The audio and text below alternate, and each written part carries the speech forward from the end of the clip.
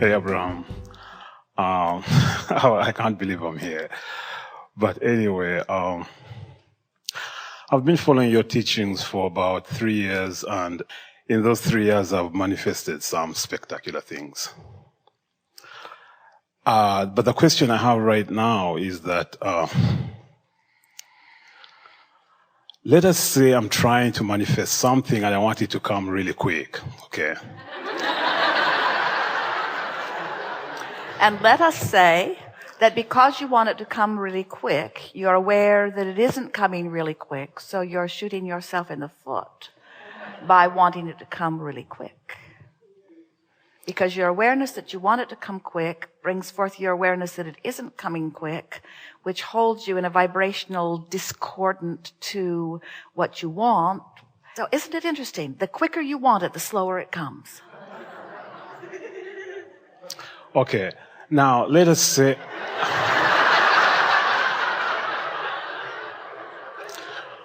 Okay, let us say that I'm using the meditation method.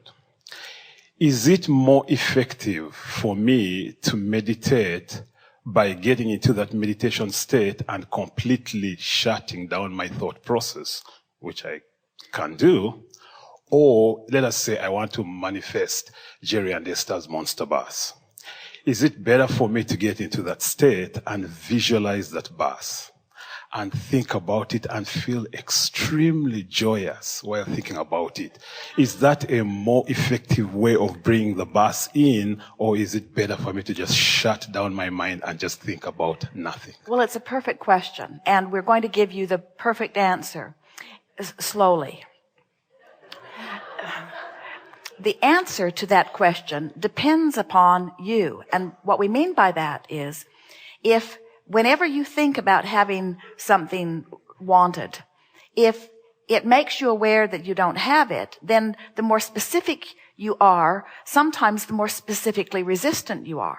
It's like every subject is two subjects. You pick up a stick that has something wanted on one end, the absence of it is on the other. So you have to decide which end of the stick you are vibrating usually on. So if it's easy for you to imagine the details of the bus, if thinking about it, in fact, feels so good to you that it takes you right into the vortex, then we would say the more specific you are, the faster it will come.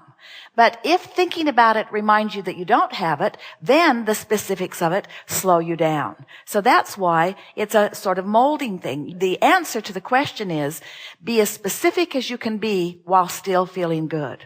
So another way of looking at it is, by meditating and quieting your mind, the vortex will take you in.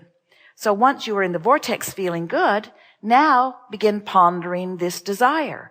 And as you ponder it, if you're able to still remain feeling good, then ponder it with more detail. And if you still feel good, ponder it with more detail. But if you get specific enough that it activates your awareness of lack, then the vortex will spit you out. Then you start the process over again. Get into the vortex in whatever easy way you can. Maybe by focusing on some subject that every time you think about it, you easily get into the vortex. Esther has a handful of those. She cannot think about the treehouse back home in Texas without going right into the vortex.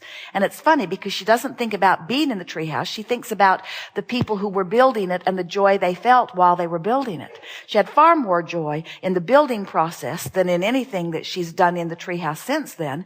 But that treehouse and those men building that treehouse, they were like little boys again. It took longer to build that treehouse than it does most big houses.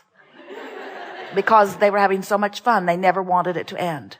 And every board is a specially cut board. In other words, they just got in there and they milked it for all the fun they could get out of it. And when Esther thinks about the treehouse, she goes right there. Lovable cat takes her right into the vortex, unless she remembers that it got run over last year, and then right out of the vortex she goes. In other words, as you find a subject that takes you into the vortex, then milk it. That's what we mean by do your affirming from inside. So we teach meditation because, and you may laugh at this, it's easier to teach most of our friends to have no thought at all than to have pure positive thought on their subjects of desire. Because so many subjects of desire are laced with awareness that it hasn't come yet. And yet, What we're teaching is deliberate creation. In other words, what could be better than to be in the vortex, flying high, focusing your thought and watching things come about? That's what you really intended, you see. So was that clear? Get in the vortex any way you can. Maybe meditation is the way. And once you're in there, think until the vortex throws you out. Then get back in there.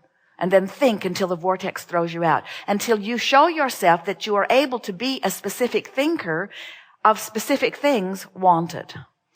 Okay. There's one more thing that we want to give you here, and that is, this is an important answer to the basis of your question. You have to remember that you're not doing your creating from inside the vortex. You're doing your allowing from inside the vortex. You did your creating from outside the vortex. Most of it, I know what I don't want. Almost all of your asking happened from outside the vortex. So you ask and put it in there. Now your work is to allow. And sometimes when you start trying to create, it blows you out again. And here's the law that we want you to understand. The vibration of a question and a vibration of the answer are very different vibrations. The vibration of the problem and the vibration of the solution are very different vibrations. So when the problem has bounced you to the solution, can you see how your work is not to think your way in, but to feel your way in, or to quiet your mind and stop resistance? If you weren't doing that thing you do that keeps you from the vortex, you'd be in there.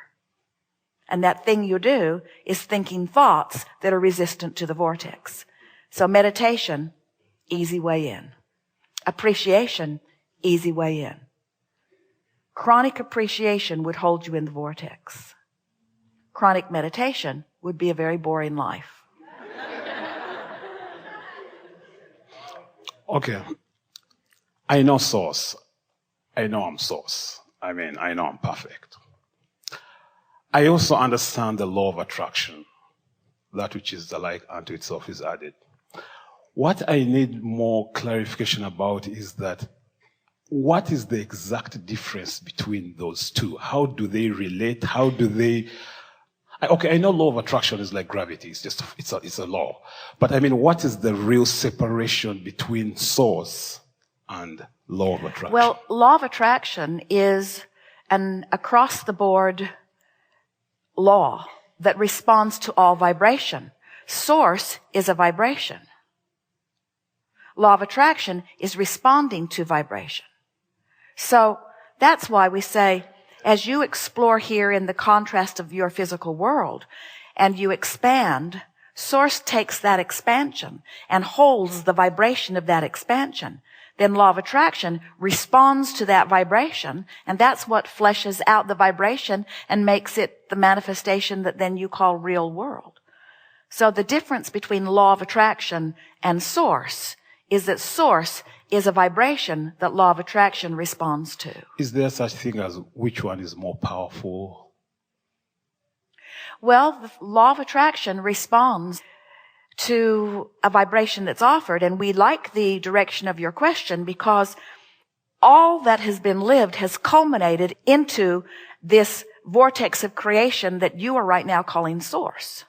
In other words, this source is a pure vibration that holds no resistance. So when law of attraction responds to this pure vibration that holds no resistance, that's why eternity is assured. And that's why well-being is promised, you see. So here's human out here worrying about this, shooting that one, killing that one, robbing from that one, plundering that one, worrying about all kinds of things. But as man has those experiences, he asks for improvement, which source becomes. And so that's why we can unequivocally state to you that this source that you want to call God or source, we're calling it all that is, that expanded vibrational reality is the synthesizing and the best that is erupted out of all that has been lived.